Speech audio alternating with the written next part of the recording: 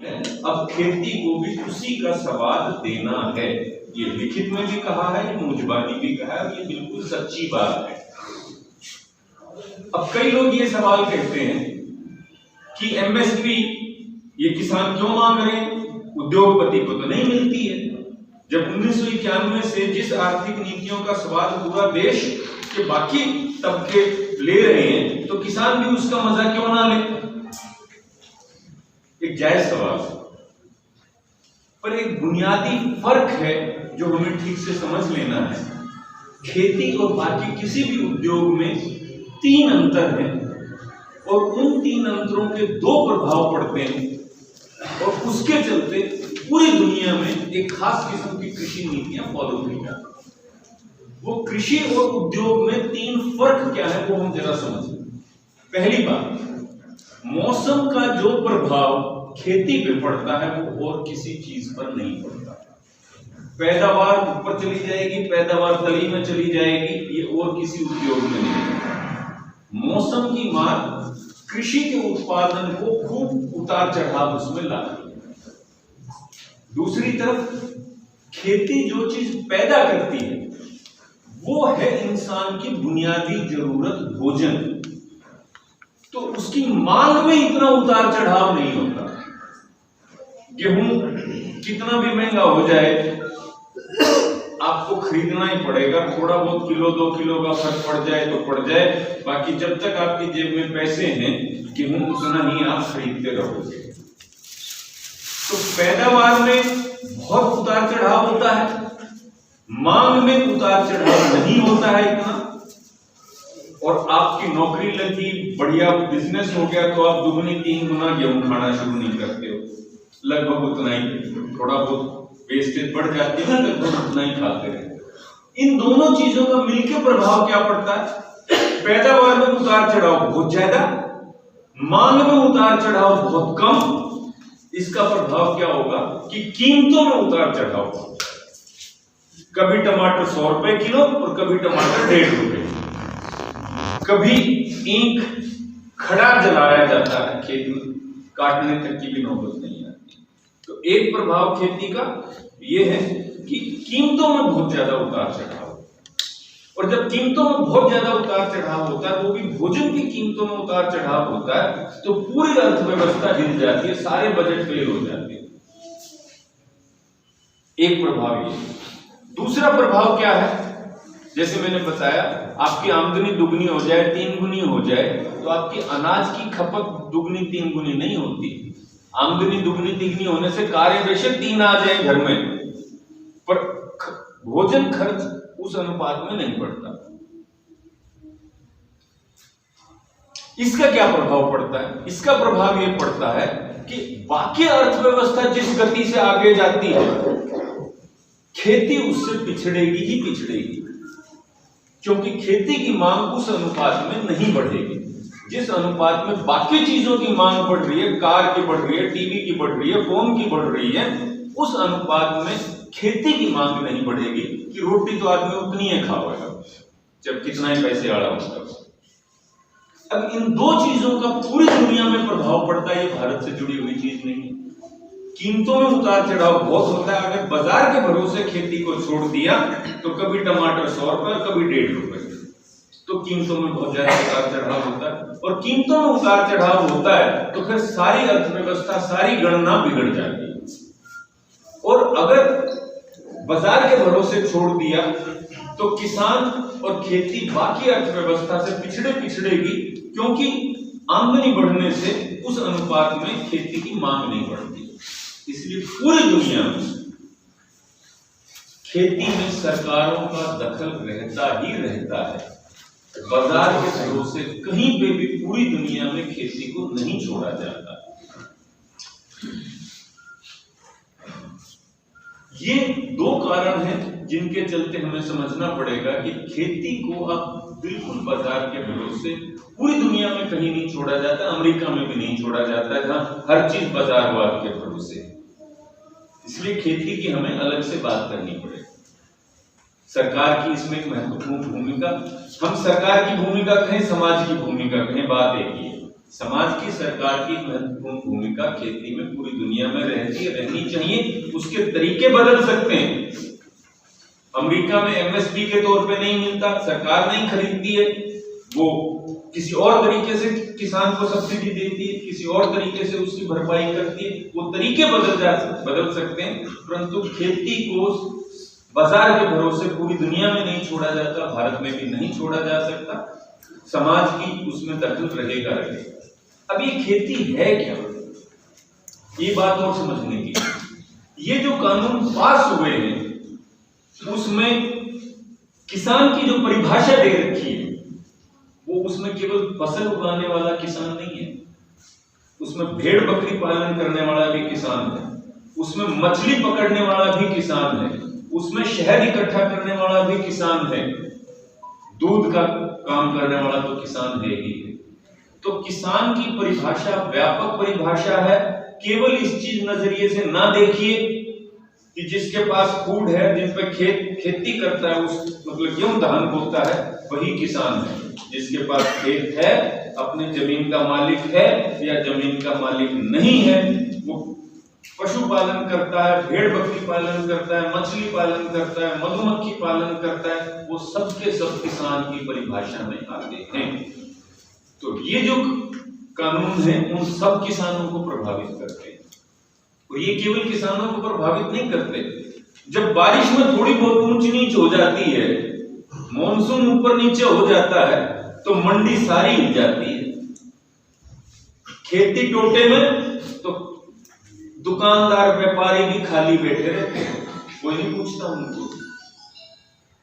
तो अगर बारिश के ऊपर नीचे होने से पूरी अर्थव्यवस्था हिल जाती है, तो जिन कानूनों को सरकार भी खुद ये मान रही है कि बहुत बड़े कानून है, बहुत बड़ा बदलाव है, तो उसका असर तो पूरी अर्थव्यवस्था पे पड़ेगा, केवल किसानों पर नहीं पड़ेगा, पूरी अर्थव्यवस्था पर पड़ेगा। खेती में जिसको सरकार तक बहुत बड़ा बदलाव कह रही है, उसको हम ये माने कि केवल किसानों पे प्रभाव पड़ेगा, तो वो अनजान बनने की बात होगी। अब सरकार ने कानून क्या बनाए, दुर्भाग्य से क्योंकि वो अंग्रेजी में उपलब्ध है अभी तक, इसलिए बहुत सारे लोगों को उसकी सही समझ नहीं है।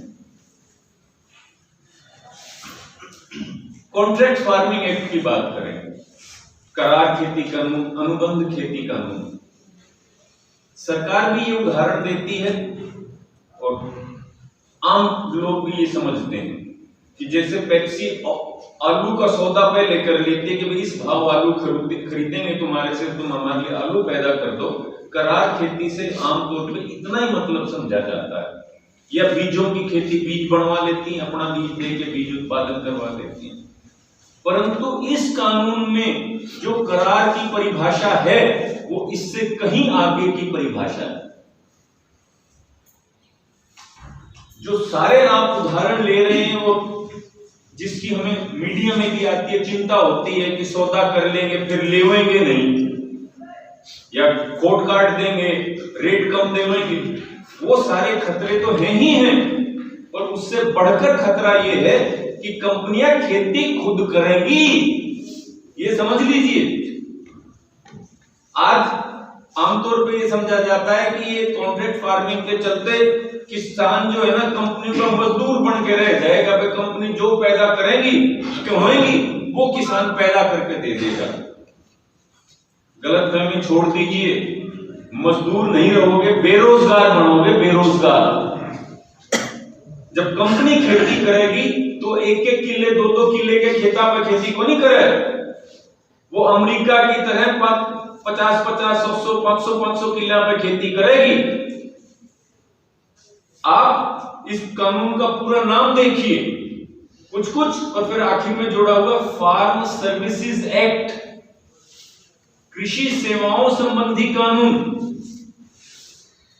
और इसमें एक धारा है जिसमें ये लिखा हुआ है, आप आमतौर पे करार खेती कानून से क्या समझते हैं कि भाई पैदा हम करेंगे, खरीद कर सौदा पहले हो जाएगा ताकि भाव की दिक्कत नहीं रहेगी। सरकार भी यही उदाहरण देती है, परंतु इस कानून में स्पष्ट लिखा हुआ है कि कंपनी किसान द्वारा दी गई सेवाओं का भुगतान हिसाब से समय से करेगी, जो भी उसके बारे में आगे दे रखा है। किसान द्वारा दी गई सेवाओं का, किसान द्वारा बेची गई उपज की बात नहीं है, वो भी है, मैं उससे मना नहीं कर रहा हूं कि वो पेप्सी जैसे आलू बड़े खेती कराती है, वो भी होगा, परंतु करार कृषि कानून का जो करार की परिभाषा है, खेती की जो परिभाषा है, उसके तहत असल में खेती कंपनियां करेंगी। अभी 3 भाई हैं, किसी परिवार में 4 भाई हैं, 3 की लागी नौकरी, किसी ने अपना कोई काम धंधा छोड़ कर लिया, गांव में एक भाई रह है, 1-2 किले उसके बाटे के आवे हैं, 2-4 अपने चाचे तावा के ले है, और वो के उसका गुजारा चल गया है। अब वो चाचे तावा वाले तो कंपनी ले जाएगी। ये समझिए, आप बहुत स्पष्ट शब्दों में मैं कह रहा हूं कि करार खेती कानून वास्तव में कंपनियों द्वारा सीधे सीधे खेती का कानून है। और जो बिल संसद में पेश हुआ है, उसके 11 नंबर पृष्ठ पे स्पष्ट शब्दों में लिखा हुआ है, कानून होता है, कानून की धाराएं होती हैं, उसके बाद एक पन्ना होता है कि किन कारणों से और किन उद्देश्यों की पूर्ति के लिए ये कानून सरकार लेकर आ रही है। वो बिल में होता है, जब कानून बनता है तो वो पेज उसमें से हट जाता है। तो जो संसद में बिल पेश हुआ है, वो बिल की अगर आप पेज 11 देखेंगे तो उसकी शुरुआत ही यहां से होती है कि भारत की जोत तो छोटी छोटी रहेगी, खेत छोटे छोटे रहेंगे, और इन छोटे खेतों के भरोसे जो है ना खेती हो नहीं सकती। तो भाई ये छोटे खेत बड़े तो जब होंगे जब कंपनियां लेके इनमें जोड़ेंगी, अपने आप तो ये बड़े होंगे। तो सबसे बड़ा खतरा जो पूरे देश के किसानों के लिए खतरा है, केवल हरियाणा पंजाब के किसानों के लिए खतरा नहीं है कि ये कंपनियां सीधे सीधे खेती करने लग जाएंगी। और खेती करेंगी, अब तो क्या है, 2 किले हैं, 3 किले हैं, मियां बीबी, छोटा बेटा, भाई जो भी है लागे रहे, उसमें कोई थोड़ा कोई ज्यादा। जब कंपनी खेती करेगी, डोले तोड़ के खेती करेगी, तो मजदूर भी रखेगी, तो एक न रखेगी, सब निपुण रखेगी। तो खतरा किसान के मजदूर बन जाने का नहीं है, खतरा किसान के बेरोजगार बन जाने का है।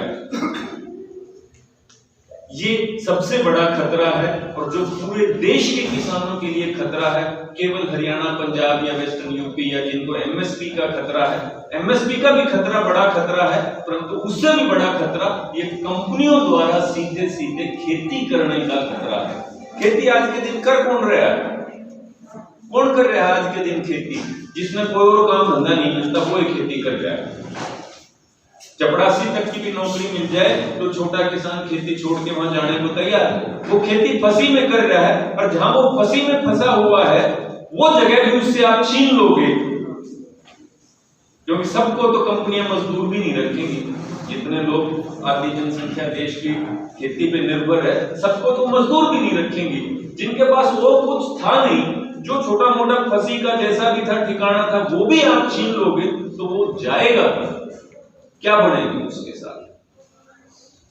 तो प्रमोद जी कह रहे थे कि जमीन घुस जाएगी। जमीन तो सरकार कह रही है कि नहीं घुसन देंगे, और वो कानून में प्रावधान भी है कि जमीन नहीं घुसेगी, पर खेती छूट जाएगी तो उस जमीन का करोगे के? जब खेती कंपनी करने लग जाएगी तो जमीन रही रहेगी आपके नाम, चौगिरदे के ओरा की खेती कंपनी करने लग जाएगी, तो फिर आप क्या करोगे? एक कानून तो है।